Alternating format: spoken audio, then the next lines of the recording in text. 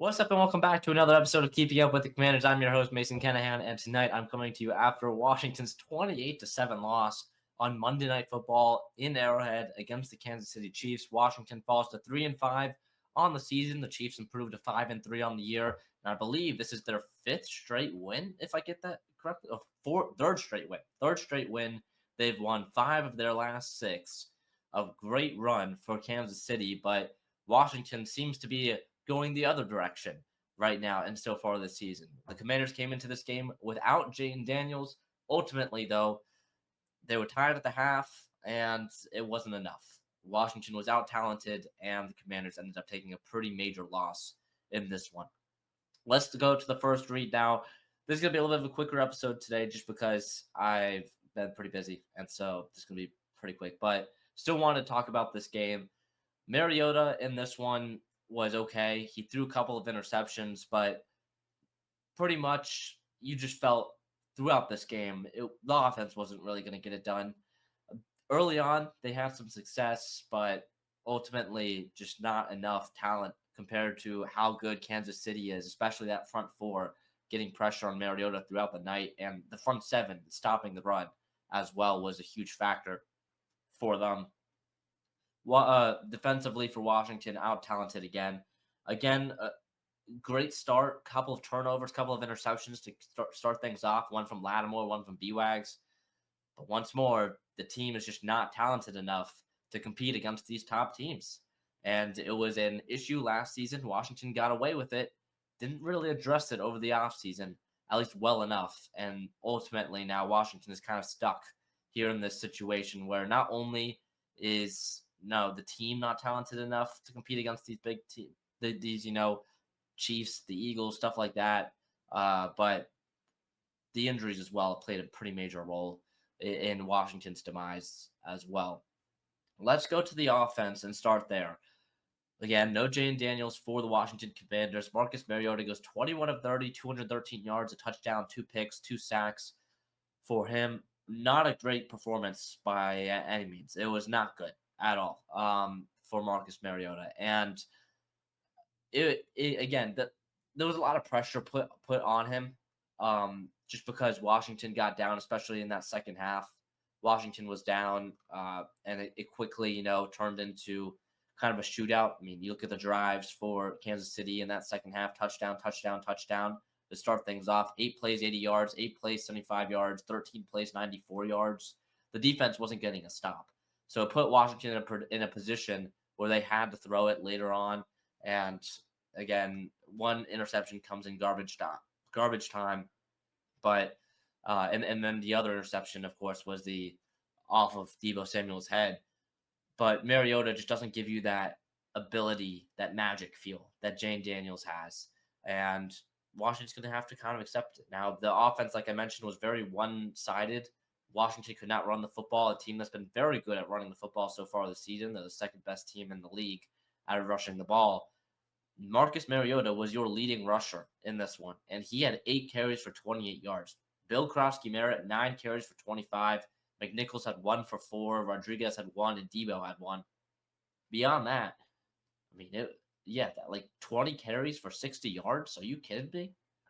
That's not going to get it done, especially against a Chiefs team that you want to keep the ball out of Patrick Mahomes' hands. How do you keep the ball out of Patrick Mahomes' hands? You run the clock. How do you run the clock down and make the game shorter? Well, you run the football really well. I felt like they did a good job of it early on, especially in that first half. It felt like the first half went by very quickly, and a large part of that, a large part of it was because of I'm blanking here, but a large part of the turnovers on the defense side of the ball that Washington had.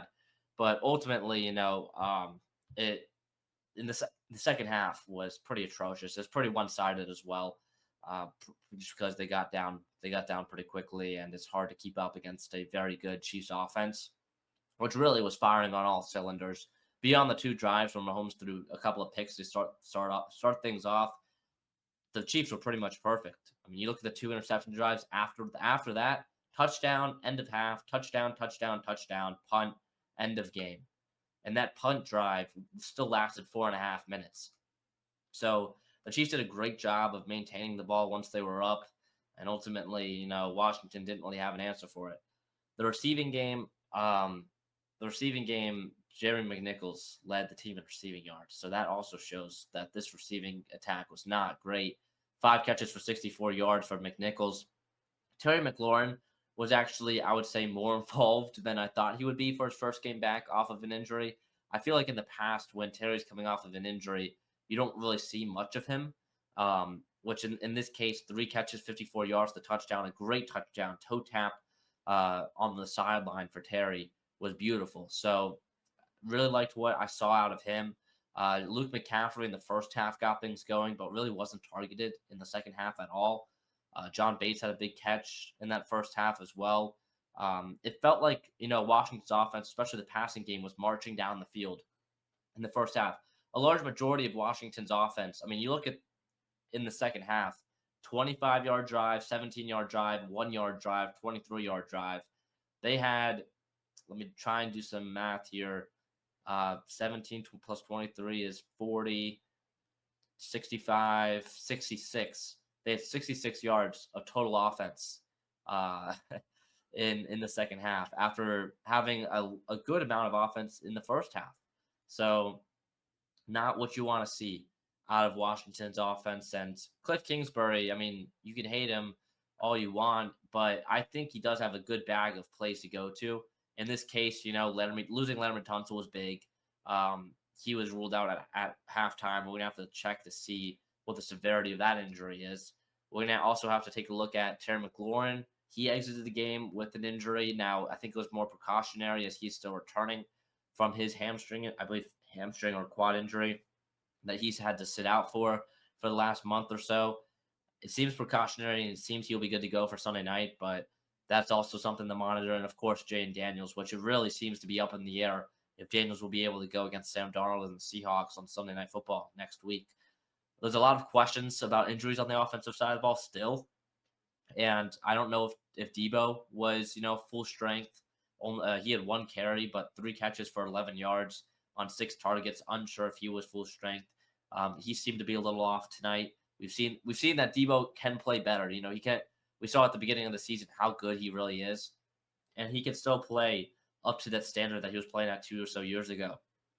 Now, though, definitely seems off with his injury that's kind of been lingering over the last week, which kept him out last week. So overall, Washington's offense was not great.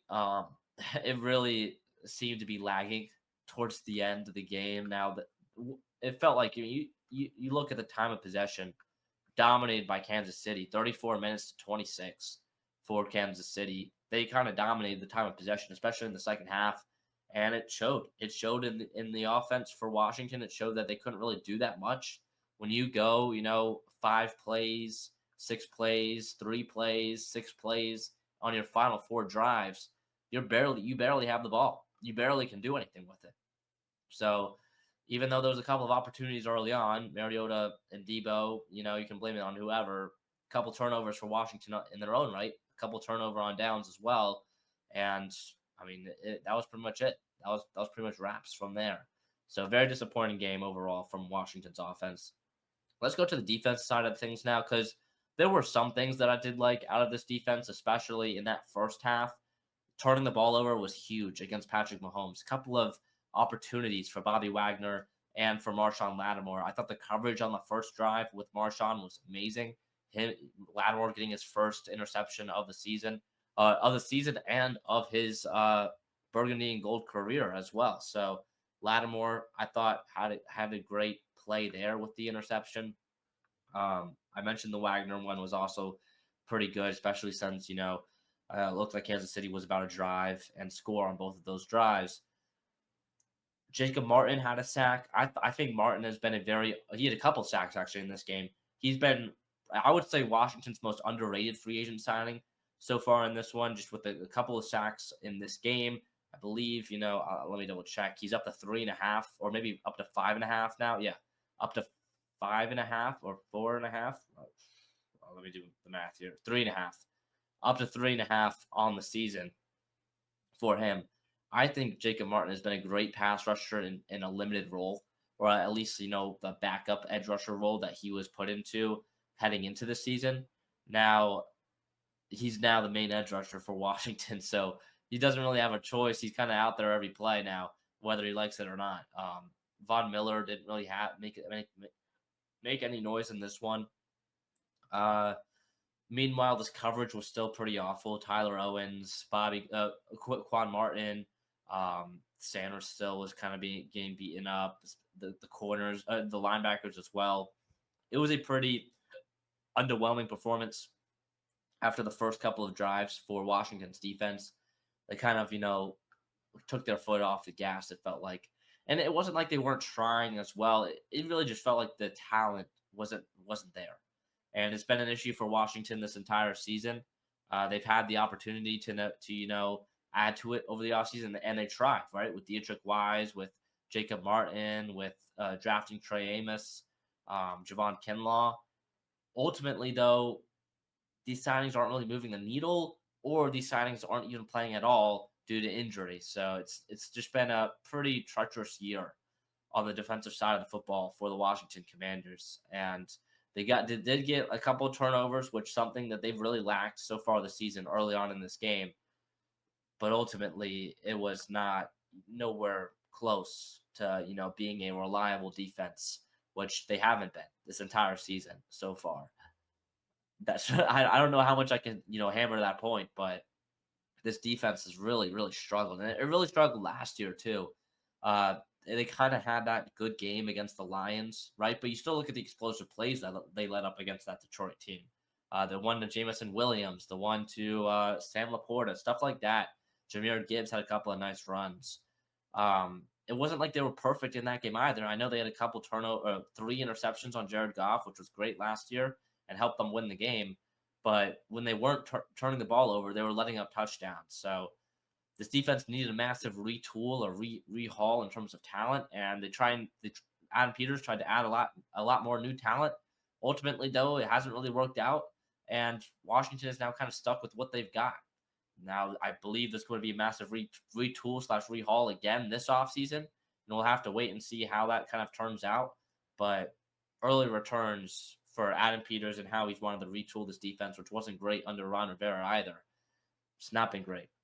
And especially, I do find it a little bit interesting that, a couple years, Ron Rivera's defense was great, but for the majority of it, it really wasn't. And then here, Dan Quinn, both Rivera and Quinn, two defensive-minded head coaches, and it really feels like the weaknesses of their teams have been the defense, which is kind of ironic. But I'm not saying Dan Quinn is Ron Rivera by any means, because Quinn has had a lot more success than Ron Rivera has had, and I feel is a better coach than Ron Rivera is. But it is a little funny that, two defensive-minded head coaches both have struggled to find, consistent defenses for their teams. Kansas City, meanwhile, Mahomes had a day beyond those 2 interceptions. He really turned it up in the second half. 25 of 34, 299 yards, 3 touchdowns. The Chiefs ran the ball really well, 148 yards on the ground. Travis Kelce had a big day against a couple of Washington's linebackers, 6 catches, 99 yards, and a touchdown for him. Rashee Rice as well, 9 catches, 93 yards, and a touchdown. I mean, it's really the message. Everybody's got to eat. That's what the Chiefs have been saying all year long, and everybody really ate today. You look at 5 different players with 23 or more receiving yards in this one. Everybody's got to eat, and that's exactly what happened.